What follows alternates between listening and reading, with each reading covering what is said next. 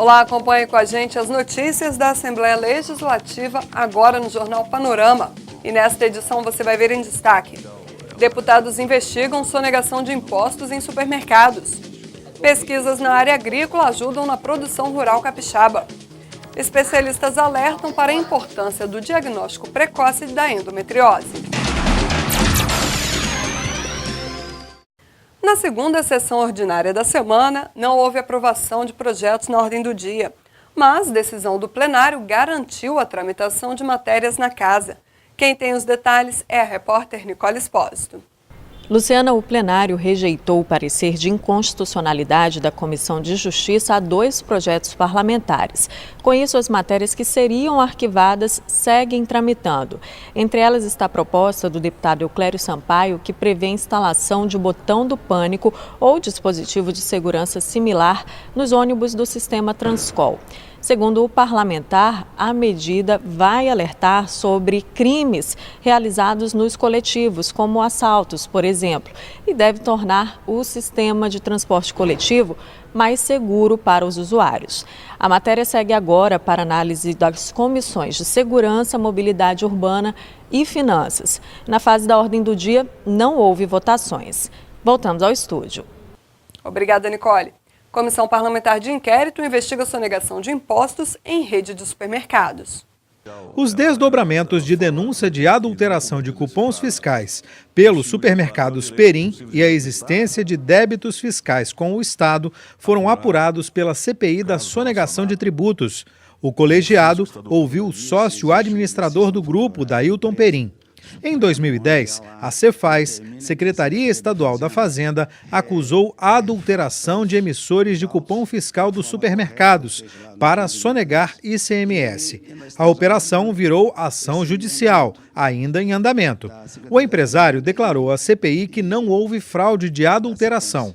Outro questionamento foi sobre os autos de infração de ICMS gerados pela Cefaz.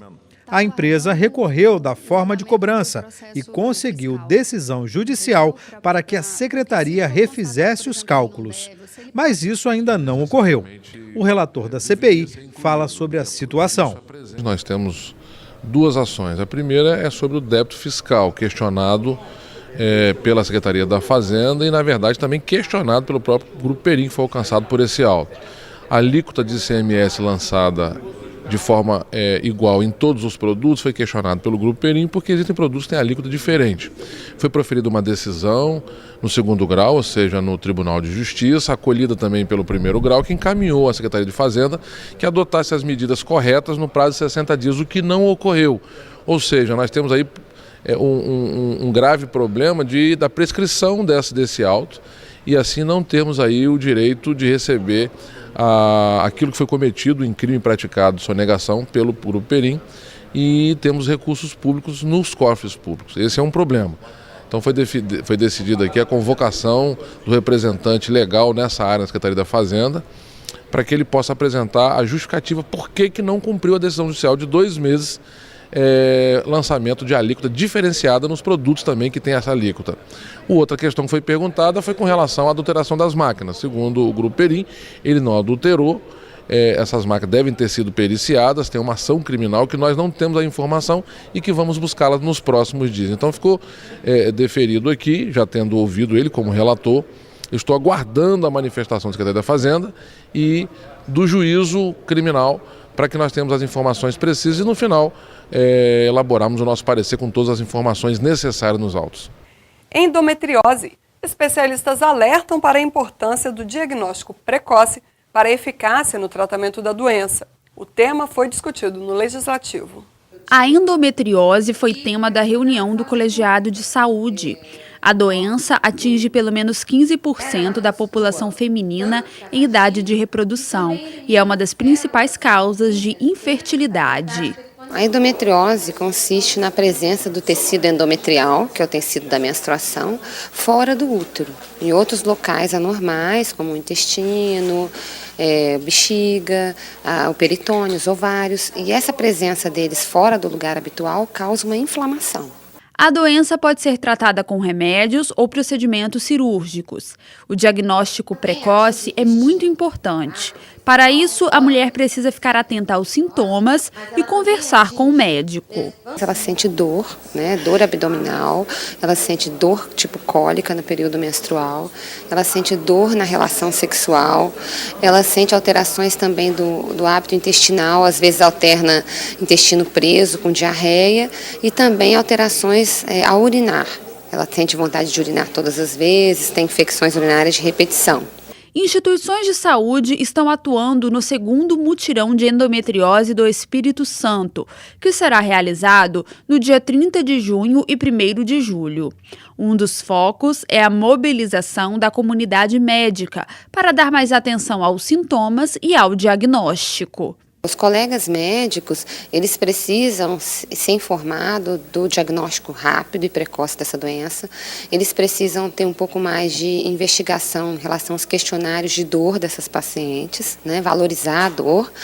E eles precisam se capacitar em termos de equipe, né, se unir, colegas de várias especialidades, e desenvolver essa curva de aprendizado, né, esse namoro entre eles, né, para operar de uma forma mais agradável e dar todo o suporte para essa doente. Nós estamos recebendo aqui a doutora Thaísa e a doutora Karen, que vieram mostrar aqui a importância de um mutirão, o 2º mutirão que será realizado aqui no estado.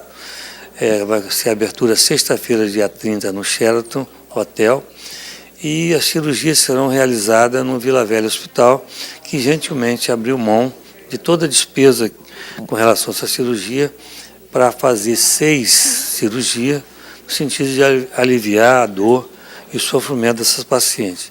Então, a vinda dessas médicas aqui são importantes para alertar não só a população, as mulheres, mas também os especialistas em ginecologia, que a endometriose é uma doença grave e que tira a paciente de toda a sua atividade sexual, trabalho, enfim, que é muito importante esse esclarecimento e que seja feito um diagnóstico bastante precoce e que não é fácil. O desenvolvimento de pesquisas na área agrícola promove melhorias na produção rural capixaba e ajuda na formação de mão de obra qualificada. O assunto esteve em pauta na Comissão de Agricultura. A importância da pesquisa científica foi o tema abordado na reunião do Colegiado de Agricultura. A comissão recebeu o engenheiro agrônomo Fábio Partelli, coordenador do Programa de Mestrado em Agricultura Tropical da UFES, em São Mateus, norte do estado. Segundo Partelli, o Brasil ocupa o 2º lugar mundial na produção de pesquisa agrícola, atrás apenas dos Estados Unidos. O engenheiro destacou que 80% da pesquisa desenvolvida no curso é aplicada ao Espírito Santo. Para o professor, além da produção científica, a qualificação de profissionais foi outra contribuição do programa. São recursos humanos que são formados e que grande parte deles ficam no estado. São pesquisas que são geradas conforme a realidade do nosso estado. E nós podemos avaliar trabalhos de avaliação de materiais genéticos na área de fruticultura, que são pesquisas realizadas, trabalho estabelecendo padrão de referência ou curva de acúmulo em fruto de café, que vão repercutir em informações práticas e aplicadas para o agricultor. Então é um tipo de informação que vai gerar um conhecimento científico, seja um banco de dados com análises estatísticas e publicações em revistas indexadas, e ao mesmo tempo essa informação científica também ter uma utilidade prática. Então a gente considera, por ser um estado que demanda pesquisa, a gente precisa de pesquisa, que é mais interessante que esse trabalho também tenha aplicação, e é o que a gente tenta fazer na grande maioria das vezes. A presidente do colegiado, deputada Janete de Sá, também ressaltou a importância da pesquisa para a produção agrícola. Nós temos produção científica vasta, nós temos um trabalho feito grandioso pelo professor Fábio Partelli, que é o responsável pela pós-graduação de agricultura tropical no centro da UFES de São Mateus, que trouxe aqui o vasto trabalho que possuem, que pode ser repassado para os nossos produtores rurais, que se apropriando desse conhecimento, com certeza produzirão com mais qualidade, com maior rentabilidade, porque detém esse conhecimento. Então, é uma aproximação que essa casa faz através da Comissão de Agricultura, da academia, na academia, onde são feitos estudos acadêmicos que podem muito contribuir para o desenvolvimento e fortalecimento de nossa agricultura. Comissão de Cooperativismo volta a debater transporte escolar para alunos do interior. Quase 60 mil estudantes capixabas dependem do transporte escolar rural para poder frequentar a escola. Foi sobre esse serviço essencial para tantos alunos que o subsecretário estadual de Suporte à Educação veio falar na Assembleia Legislativa. Carlos Eduardo Zucoloto participou da reunião da Comissão de Cooperativismo e apresentou os principais avanços no transporte escolar rural nos últimos anos. O principal avanço foi a metodologia de tratar o transporte escolar de forma mais técnica, principalmente com o convênio firmado com a Universidade Federal de Minas Gerais, Departamento de Engenharia, onde conseguiu trazer para nós toda a expertise com relação a custo e otimização das rotas. Um dos avanços também fantástico que houve foi através do entendimento do Tribunal de Contas com relação ao serviço de transporte escolar ser considerado como um serviço de caráter contínuo. O que isso significa? Isso significa que a partir do momento que se faz um contrato, ele pode perdurar por 60 meses. A própria licitação pode ser feita por 24, 36, e dependendo da conveniência, ir até 60 meses. Ou seja, é uma característica importante do serviço de caráter contínuo, principalmente com relação à não necessidade de licitação todos os anos para a prestação de serviço. Então isso foi marcante. O deputado Marcos Mansur, que preside a Comissão de Cooperativismo, avaliou os resultados da reunião.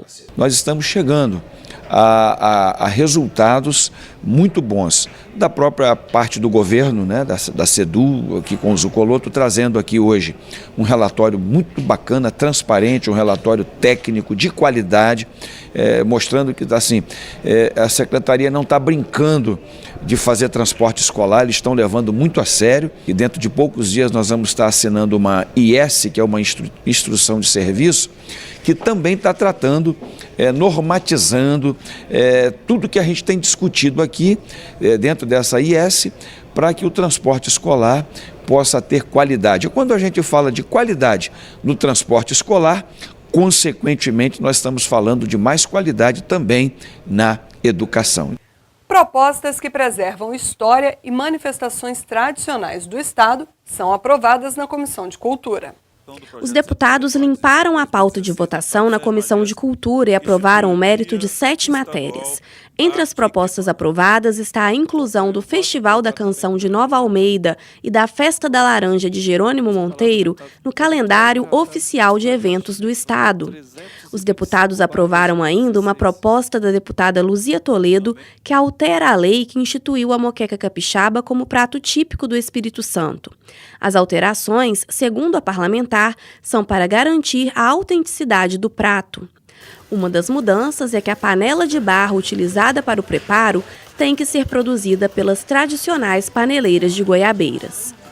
Na Comissão de Justiça, o patrimônio cultural do Espírito Santo também foi destaque. 9 matérias tiveram a constitucionalidade aprovada em reunião da Comissão de Justiça. Entre elas, o projeto de lei que declara os Passos de Anchieta patrimônio cultural imaterial do Estado. A iniciativa é da vice-presidente da comissão, deputada Luzia Toledo. O Jornal Panorama de hoje termina aqui. No site da Casa e nas redes sociais você encontra mais notícias do Parlamento Capixaba. Obrigada pela companhia de sempre e até o nosso próximo encontro.